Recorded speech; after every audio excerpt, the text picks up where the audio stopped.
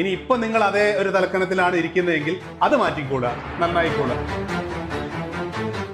ലൈഫിനെ സക്സസ്ഫുൾ ആയി എന്നൊന്നും ചിന്തിക്കുന്ന ആളൊന്നല്ല ഞാൻ. ഇങ്ങനെ ഒരു നിൽക്കാനൊരു സ്ഥലം ഉണ്ടാക്കി തന്നത് ബെസ്റ്റാണ്.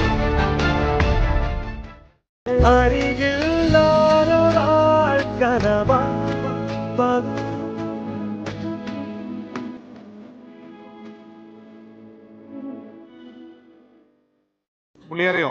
അനന്തുലാൽ ഇപ്പൊ സെക്രട്ടേറിയറ്റിൽ OA ആയിട്ട് ജോയിൻ ചെയ്തു.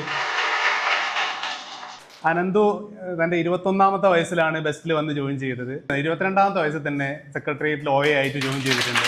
മാത്രമല്ല വേരിയസ് LGSന്റെ ലിസ്റ്റിലും അതുപോലെ പോലീസ്, ഫയർഫോഴ്സ്, എക്സൈസ് ഈ ലിസ്റ്റിലൊക്കെ അനന്തു വന്നിട്ടുണ്ട്.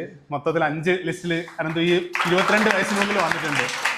അപ്പൊ നമ്മളെല്ലാവരെയും കാണാൻ വേണ്ടിയിട്ട് വന്നതാണ് അനന്തു. സാറ് പറഞ്ഞ പോലെ തന്നെ ഞാൻ 2024 ഡിഗ്രി കഴിഞ്ഞ് അന്നപ്പം തന്നെയാണ് ഇങ്ങോട്ട് വരുന്നത്. ആകെ ഒരു മോശം അവസ്ഥയിലാണ് വന്നത്. എൻ്റെ അവസ്ഥകൾ വളരെ മോശമായതുകൊണ്ട് തന്നെ ഞാൻ വൃത്തിക്ക് പഠിച്ചിട്ടുണ്ടായിരുന്നു. തുടക്കത്തിൽ വരുമ്പോൾ തന്നെ നമുക്ക് പ്രീവിയസ് ക്വസ്റ്റ്യൻ ഒരു ബുക്ക് ഉണ്ടല്ലോ, റാങ്ക് 100, അത് വെച്ച് കഴിഞ്ഞാൽ ഞങ്ങൾക്ക് രാവിലത്തെ പരിപാടി ഉണ്ടാവില്ല. അപ്പം അത് കൃത്യമായിട്ട് ഞാൻ ഫോളോ ചെയ്യലുണ്ടായിരുന്നു.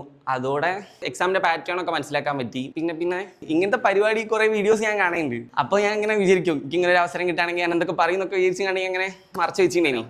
ബെസ്റ്റിനെ പറ്റി പറയാനാണെങ്കിൽ റോഡുമ്മ കൂടി പോകുമ്പം അമ്പലവും പള്ളി കണ്ടാൽ മറ്റേ തൊട്ടുനൂറുകൾക്കും കുരിശരിക്കും പരിപാടിയൊക്കെ ഉണ്ടല്ലോ.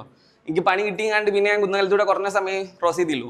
അപ്പോഴൊക്കെ ഞാൻ അടുത്ത് മേലോട്ടേക്ക് നോക്കും, ബെസ്റ്റിനെ നോക്കിയാണ്ട് ഒരു മനസ്സിലിങ്ങനെ നന്ദി പറയും, എപ്പോഴും ഒരു സ്മരിക്കും. അത് സംഭവമായിരുന്നു.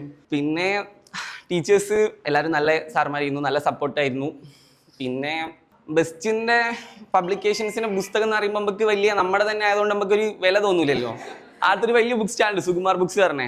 അപ്പോൾ ഇങ്ങനെ ഓരോ ബുക്ക് നോക്കി കണ്ട് അവിടുത്തെ ചേച്ചി പറഞ്ഞ് ബെസ്റ്റിൻ്റെ ബുക്ക് ഉണ്ടായിരുന്നു, അതിപ്പോൾ തീർന്നതാണ്, ഇനി വരുമ്പോഴത്തേക്ക് പറയാമെന്ന് പറഞ്ഞു. അപ്പം ഞാനാകെ വണ്ടറായി. നമ്മൾ പഠിച്ച സെൻറ്ററത്തെ ബുക്ക് അവിടെ അത്രയും സംഭവമാക്കി പറയുമ്പോൾ നമുക്കൊരു ഇതുണ്ടാവുമല്ലോ. അങ്ങനെ ഒരു ബെസ്റ്റത്തെ സ്റ്റുഡൻ്റ് ആയിരുന്നതിനൊരു അഭിമാനം കിട്ടിയത് ആടെ തിരുവനന്തപുരത്ത് പോയപ്പം കിട്ടി.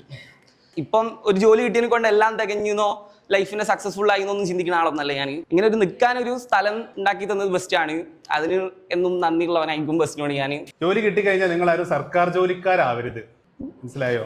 അല്ലാതെ നമ്മളും ജോലി കിട്ടിക്കഴിയുന്ന സമയത്ത് നമുക്കൊരു തലയിൽ വേറൊരു സാധനം എടുത്ത് വെച്ചതുപോലെ അങ്ങനെ തലക്കാനായി പോരുത്. എപ്പോഴും ഡൗൺ ചെറുത്തായിരിക്കാൻ നോക്കുക. ഇതൊക്കെ കൊണ്ടാ വന്നൊരു